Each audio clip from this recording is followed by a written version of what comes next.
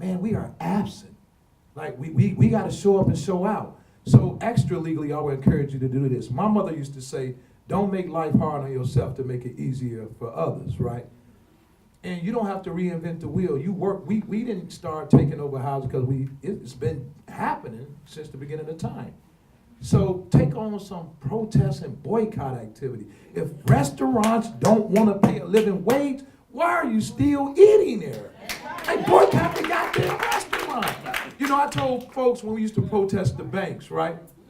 You know, they're foreclosing on everybody. The Bank of America was taking jobs away from teachers because our city was pumping so much money into Bank of America.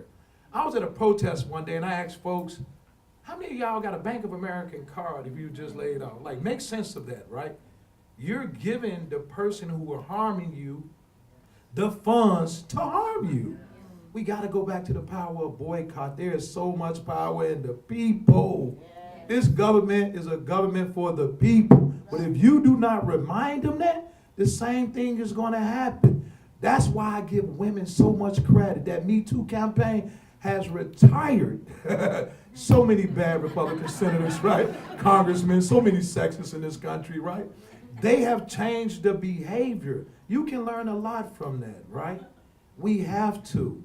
You know, there's nothing that disturbs me more than folks go do a job on a hill, make bad policies, and go home uninterrupted. When I was growing up, I learned so much from the elders in the housing movement. They used to have barbecue. This one CEO of the Housing Authority, I just gotta say his name, Terry Peterson, right? I'm like a virgin in organizing, right? And we're getting off the bus, and then I see a van pull up with some barbecue grills, charcoal, all of these bus loads. Mr. Steele, what we doing? Oh, we finna barbecue on the lawn of the CEO and canvas in his neighborhood, right? You got to take some radical action. It's only then when the government wakes up. So I would say do it extra legally. I'm not encouraging anything illegally. And whatever you do as far as protest and boycott, do it within the context of the law. Because under this administration, they are coming down on activists, right? So you got to take some action, you know. There shouldn't be anywhere that Dr. Carson is allowed to go without hearing from the voice of the people.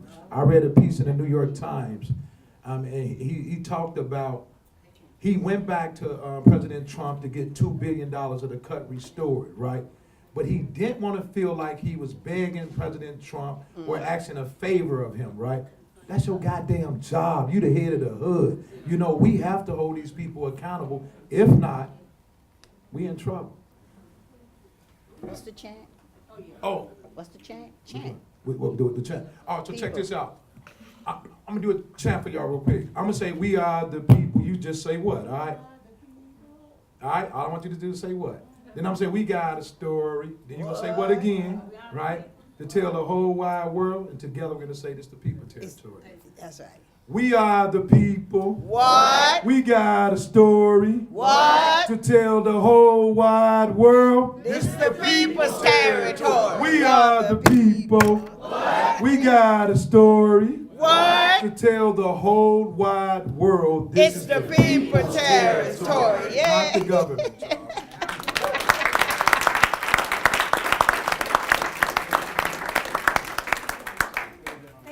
Y'all, I have probably like a multi-part question here. I apologize. One of them, I appreciated the statistics, really super disturbing statistics shared on the state level about the need for affordable housing.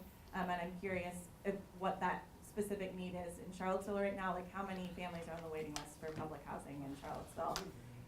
And then beyond that, just thinking about this reality that rents in Charlottesville outside of public housing just keep going up, you know, so curious about what are, you know, how can we build coalitions across like middle working class people in public housing and the houseless community in Charlottesville as well. Yeah, so strategies, ideas to start doing that work in this community across the different sort of spectrum. So my organization started off, like I said, in public housing. So we did a lot of work around homelessness and public housing. Finally, we got the United Nations to come to America to look at racial discrimination and the plight of housing, right? And it was then that I learned that I was technically prejudiced, right? Because my work only focused on the homeless and public housing. And that market rate renters was being impacted by the demolition of public housing because the rent was going up. People were doing condo conversion. And then homeowners was going through the foreclosure fight. So we began to organize from the homeless person to the homeowners, right? Because we seen after the foreclosure crisis, right, that a lot of folks who had lost their homes had jumped in front of the folks on the waiting list for Section 8. I'm just gonna call it how I see it, what I saw, right? You know what I'm saying, preferential treatment. But it was then in that moment that a lot of homeowner, working class and middle class folks realized they were a paycheck away from needing public housing in Section 8, right? So a lot of their prejudices and biases was removed. And so we began to organize together. It's only when we begin to collectively organize that we got Fannie Mae, Freddie Mac, and the banks to begin to change their behavior, because there was no greater threat to them than seeing all of the people together fighting for one issue. So it's going to take a collective. And believe you me, there's only two classes in America, the haves and the have-nots. And if you can't see that, what's that street we was down the other day when they were building that $1 million condominium? There it is. The writing is on the wall. But like I think Eric said, and so many folks said, you got some work to do on the state level that is needed so bad, because that's where a lot of the power lies to change a lot of the situations for you guys. I'm back. The young lady just asked a question about the people that need housing. You can start at the Salvation Army, because the state's full, and most of them are women with children. That's where you start. You can get some numbers starting there, not counting the ones you don't know about that's homeless. And I want to say, I need to know, when all these developers come in, are they getting permission by the city? They can't just come in here and start building all these hotels and apartment buildings, because the one they're trying to build now, they say one bedroom will be $1,000. And they may be adding 20 units, so they say. I don't trust that. 20 units for who? Because if you have to work 3 jobs to get a low-income, public housing, that's pitiful. That's what I did all my life. Worked like a dog. Now I'm having issues from all the work I did. People shouldn't have to work 3 jobs to survive. And it bothers me. And I'm going to ask Joy something. And I can't remember. I got so much Mind on flight, my mind. it's just mind flight. Yeah, well, because They'll I got come so back. much I like to talk about, but I know I don't have the time. But it actually bothers me that they are cutting all these programs. We have to step up, people, together. And the people that are sitting in the house watching TV or whatever they're doing, they need to come out and speak. And we work together, because I like this idea. We can get in front of some of these buildings and dare them to come in. But it'll come back if I have a chance to say it again. But Okay. It was something important. But I really like this. I'm so glad I came, and thank y'all too for coming, because I'm learning a lot here. And I've been so upset with this town. I don't know what to do. So It's not even my town, but it's 43 years I've been here. So It's my your town. time. It's your So time. there was something put out earlier, man, an excellent opportunity for everybody in the room. Why don't you guys take a family trip up there this week for Lobby Day at the National Low Income Housing Coalition? That would be a great start, to get in front of your U.S. senators and your U.S. congressmen and make them go to the state level, right? Because your U.S. senators and congressmen can threaten state legislators with the withholding of federal funds if they don't address certain issues. And that was one of the tactics we used. We used the United Nations to pressure the State Department, who pressured HUD, who pressured our local HA. So there is some work you can do on a federal level this week if you're really trying to make a change. And I would suggest you get with this young lady in the back. I have 5 seats. I want to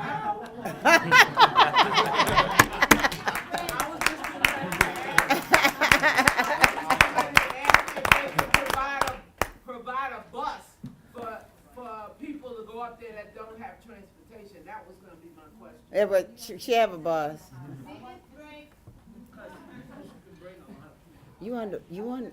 Did you sign up, Rosita? You did I sign wanted up, to right? respond, Claire, to your question.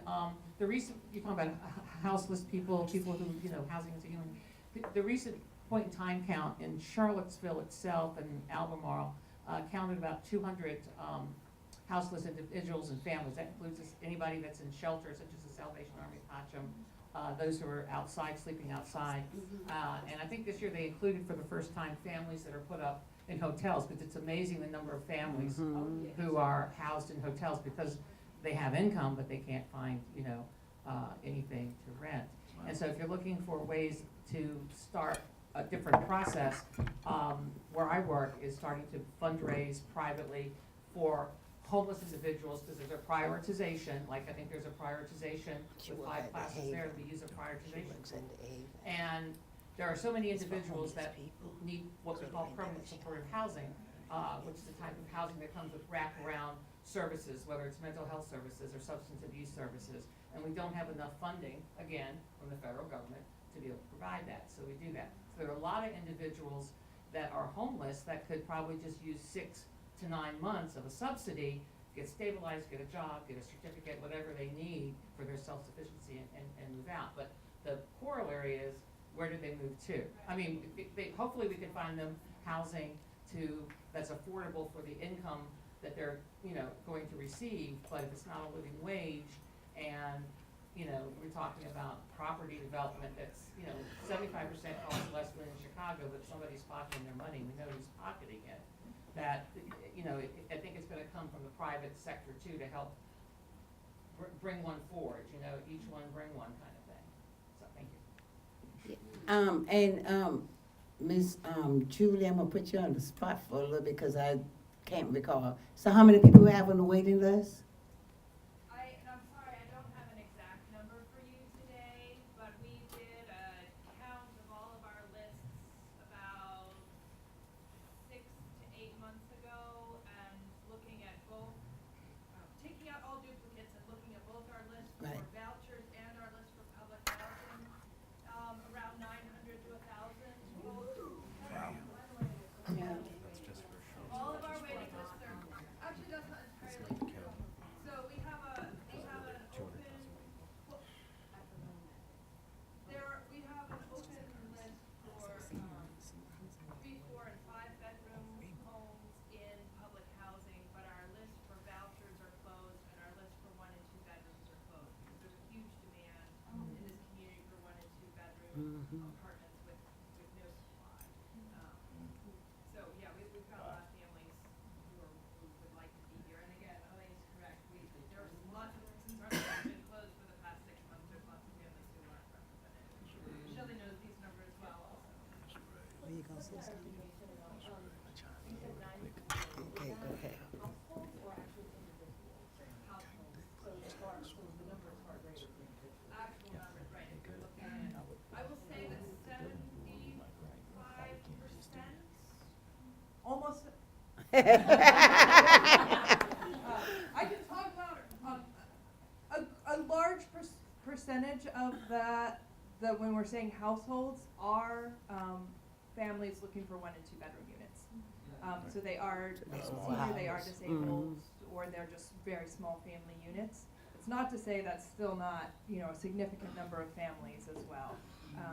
We are thrilled with, for those, I think those of you on the panel probably know, but our city has made a huge step in providing city funding for rental assistance. So in addition to HUD dollars that we get here to provide vouchers to families to rent in the private market, the city is putting in almost $1 million this year. That will help a good number of families, and we have several, that are designated for homeless individuals, so there's a little bit of supportive housing rental assistance going there, and we'll be able to pull some of those people off those lists, and then hopefully open the list again so we get a better count. What is the average subsidy in dollars? Of course, it varies by family, but it's around, I'm sorry, I don't wanna say the wrong thing. So is it like $700 or $100? Like, I don't have any idea. Nationally, it's about $7,000 to $8,000 per Thank family. you, Sheila. $7,000 to $8,000 per family nationally. Right, we're a little bit above that here because our rental rates are a little bit higher, and frankly, our income rates are a little bit lower. So It's a little bit more. I think we're averaging maybe 500 per month per family, but I don't, I can look that up for you and give you a much better answer.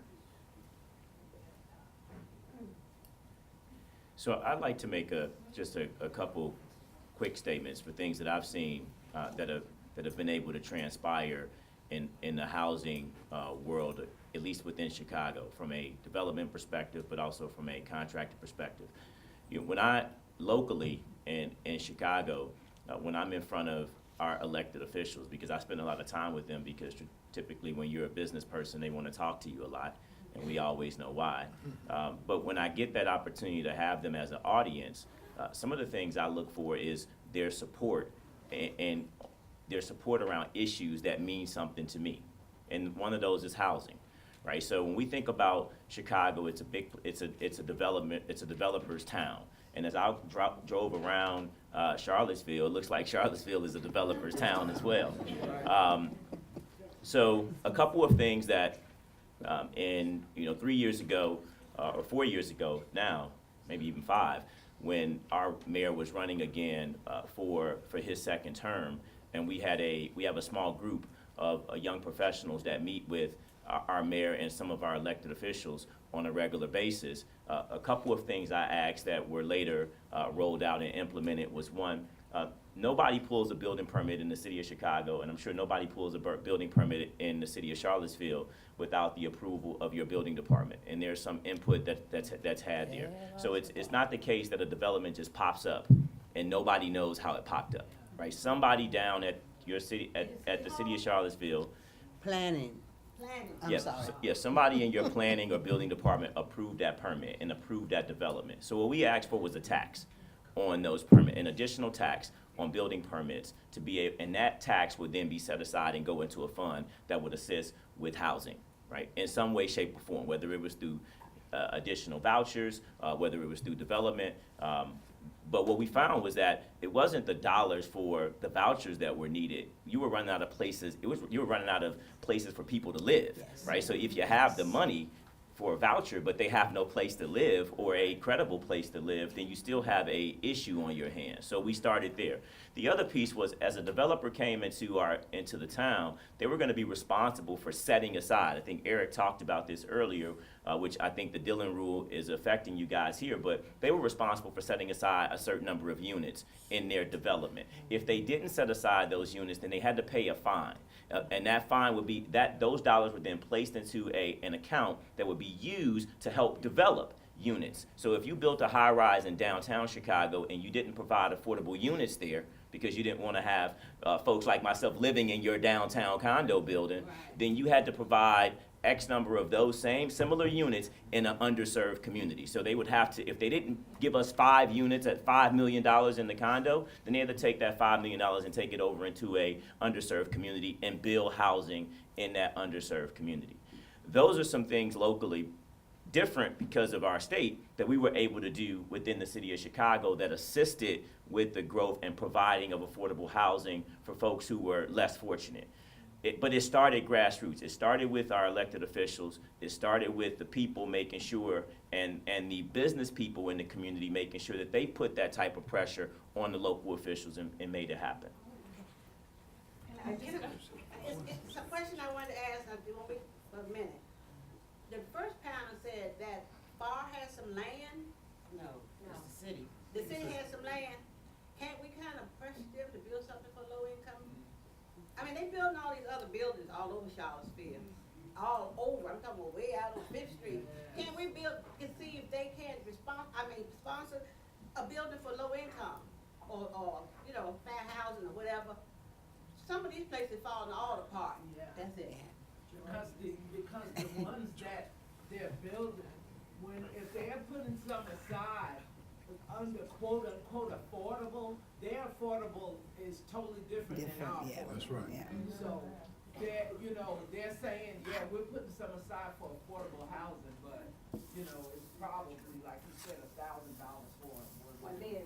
So if I can just add something, what we call sustainable development, it's one thing to build it, it's another thing to have the operating capital to manage it over a long period of time, right? That's why everybody falling apart. I don't want to put nobody on the spot, right? But I know where I'm at. I know who made this possible. I know what's going on in the town, right? The University of Virginia is one of the biggest cash cows in this town. So I'm gonna go ahead and put that out there.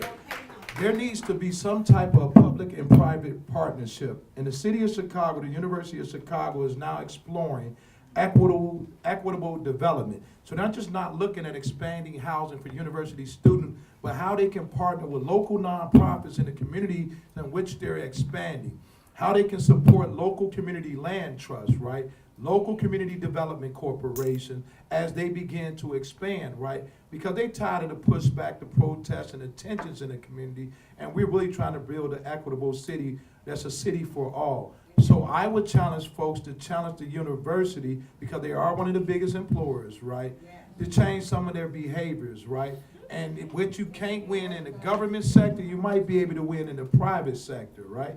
And so to do that, you have to move the student population, right, to get more active on the campus and to challenge the university, because that's how we got to the table around equitable development in the Woodline community, because of the student organization pushed the university to do more.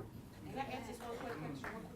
What is it that we can do to actually push these codes? Because there's a lot of codes that, you know, are allowing these developers to come here, you know, while the money is not being put in the Affordable Act Fund, is because of a lot of these different codes that hasn't come, you know, are just now coming out to be able to come to par because of the community pushing, you know, back on some of the things that are being built in some of these spaces. So our city, Eileen probably knows the answer. Do you mean, are you asking about? She's asking about the codes. Well, Eric actually just, he talked about how we went to the state and we tried to get the state of Virginia to allow Charlottesville to do more. Right. And how, and I'll be frank with you, there were people in our community who went down to the state to testify against us. And so I think that's our next step, and if you wanna talk long-term or even short-term, that's what we need to mobilize to do, is to start to give us that ability. And when he says inclusionary zoning, it is not the inclusionary zoning that you all are talking, like, that you think about, right, where if you build it, you must also provide. Virginia doesn't even provide for that. All we're asking for is incentives. So it's not inclusionary zoning. All we're doing is like, give us some carrots so we can encourage affordable housing. Right. So that's where we're gonna have to hit the state level, but there are, ways, maybe not workarounds, it's not as good as a workaround, but there are ways for us to push for policy in other ways, and I think that's happening. I wanted to quickly hijack this to answer the housing needs question. So a plug for Charlottesville Low Income Housing Coalition, which is what put this on. We have a website, and we are looking into the housing needs question, but one of our first, victories that we had was to demand that the city provide a housing needs study, and Sunshine's shaking his head because he's actually part of that brainchild. And so they are actually working on that, and that's supposed to come out soon. And of course, because we have a bunch of UVA nerds in our group, we are also just crunching our own numbers because we don't think that, we have the right assumptions necessarily. So keep an eye on our website, and we will be coming out with something soon. You had a question here? Yeah, so I had a question actually specifically for the CHA reps. So I was wondering, based on what you guys have heard and seen about Charlottesville, what you guys think the biggest thing the city of Charlottesville can learn from Chicago is about affordable housing and dealing with developers and the like? Well, I mean, you guys have a lot of work to do. There's a lot of work to do. I'm just overwhelmed with all the information that I've learned here today. But, with the collaboration that we will be doing with Joy, we definitely will be on board, on the journey with you guys. There's definitely a lot to do. Thank you to the Wait a panel. minute, Cornelius gonna say something too, Well, you're gonna answer about that what first. needs to happen. Yeah, we know, I'm not gonna hold y'all from lunch, go ahead. Well, as I said earlier, I think first is holding elected officials accountable. It has to start there, and collectively, the people have to be able to do that, is hold your elected officials accountable. Once you start there, then all of a sudden you can start to create policy, right? You can't have programs if you don't have good policy, because programs come from policy. Yeah. So where Charlottesville is right now, based on, my 2 days here and trying to absorb everything I can in the last 48 hours is really, you're at a grassroots movement, and that's honestly where you are, and that's not a bad thing, because you have a lot of momentum behind you. You can't lose the momentum, but it has to start with policy, because if there isn't policy, the foundation in place, your programs will falter after a while. People will continuously challenge them, and then when they punch them, they will fall apart. If you have good policy in place, regardless of who stands up and tries to tackle your program, the policy will hold you up. You have the policy behind you, and it's been proven, it's been supported, and people in political positions will support that. So you have to have good policy in place, and it starts with your local politicians, or it sounds like in this particular instance, your state. Right, and whatever we have to do you have to do at the state level to get that policy pushed down to the local levels. In Chicago, it's vice versa. We push policy up; it doesn't get pushed down. You know, so it's easier for us to organize in smaller groups at the local level and create policy, because if we get individual counties and cities doing that, all of a sudden the state looks up and says, oh my God, 70% of the state supports this. Well, when that governor gets ready to run for the next election, guess what? It's going to be on his agenda. 70% of what the state is already doing, or the state is already doing without him or her, right? So that is a little bit of a different animal here in Virginia, because you got to go to the top and get the guys who've always held the power and done it this way for so long. You now have to have something in your left hand that's going to make them change. And the only way to do that is to mobilize folks, get them in front of those officials, and show them that you're going to go to the polls and you're going to have a change. You're going to create change if they don't do it. That's the answer.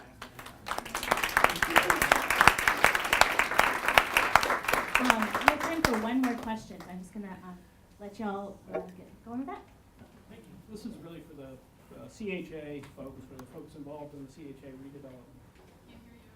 Sorry, is this not for? Oh, okay, sorry. For the CHA, folks involved in the CHA redevelopment, I'd be curious to know what the sort of the most important lessons you all have learned through the mixed income redevelopment initiatives that have occurred there. I realize that's a loaded question that may take longer to answer than we have, but if there are any quick takeaways that would be helpful for us, that'd be great.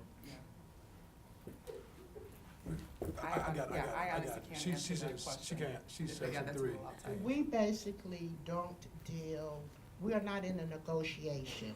By the time it gets to the Section 3 field office, all negotiations have been in place. So, no, right now, we can't answer that. That's not a So different division. I come from a mixed income development. Rule number one, because we're dealing with different class of folks, you gotta have some type of cultural bridge. When we did our mixed income development, folks thought rich people would inspire poor people. There was a lot of clashing, right? You know, make sure that the playing field is level as far as resident representation, right? Because you have a condo association with a condo board, homeowner association with a homeowners board, but the CFR does not allow for residents to have, like FAR, a resident representation. So you're starting a class war from the offset. One, mixed income development, soundproof the walls, right? You got homeowners, market rate renters who are usually college students who party all night and day, right? And then you have low income folks. It was a melting pot for a lot of clash and tension. And we had to form a group called the Near North Unity Project to bring a lot of that tension to rest. So include the people before you do any development. Nothing about the people without the people will work for the people. And if you want to start a problem from happening, if you like we say, when you go to the hospital, they ask you what's wrong with you, right? Same thing with development. Ask folks what they need and want and what's going to make this work for everybody. So bring all parties to the table in the beginning and make sure that the rights are equal. Because one thing I come to learn in America, we don't have a housing crisis, we don't have an education crisis, we don't have a political crisis, we have a human rights crisis in America. We have not figured out a way to harmoniously habitat planet Earth. And it's sad because this is the world that we're leaving for our children. So do everything you do it on behalf of the people and with the people, and you won't have a failed plan. To add to the question, when I was in Seattle, Seattle has 3 large Hope 6. Oh, I'm sorry. I was listening to what he was saying. Seattle has 3 large Hope 6 projects, and they're in the process of building a 4th one. One of the the oldest public housing development in Seattle is called Yesler Terrace. Is at the top of Yesler Avenue, which is the original Skid Road, because it's on a hill, and they would chop down the trees and slide them down the skids to the mill at the bottom, and they called it Skid Row. And then back in the day, there were a lot of people would go to the bars and so forth, and they'd pass out drunk along there, and that's where the name came from. But anyway, I would say the biggest lesson that I hope people would take away from that experience is to be very deliberate and very careful about the plans that you make for the people who are going to be displaced for the redevelopment, and enable them to remain in the city, and make good provision for them while the development is taking place, and give them a right of return that they can take advantage of. If people have to move out and then be rescreened for admission, a lot of people are gonna drop out. Just because you give somebody a Section 8 voucher doesn't mean they're gonna be able to use it in the city. They're gonna be around when that housing is done. And so, city councils and city governments should make sure that before they give PHAs the permits and approvals that they need to put these developments in, that they've made very good plans for preventing any kind of displacement, because otherwise it will happen, and it's tragic. Okay, if we could give our panelists a round of applause.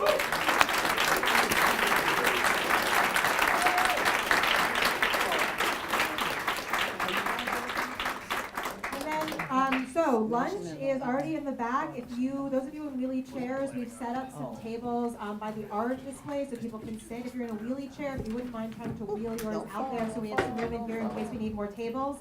You can line up on either side. We have set up to the right. We have plates and cups and all of that. And just go ahead and help yourself. Everything is gluten-free. Anything that has meat is obviously meat. Everything else is vegetarian or vegan. It's Enjoy. unbelievable. Oh, and our website, affordablehousingseattle.org. Oh.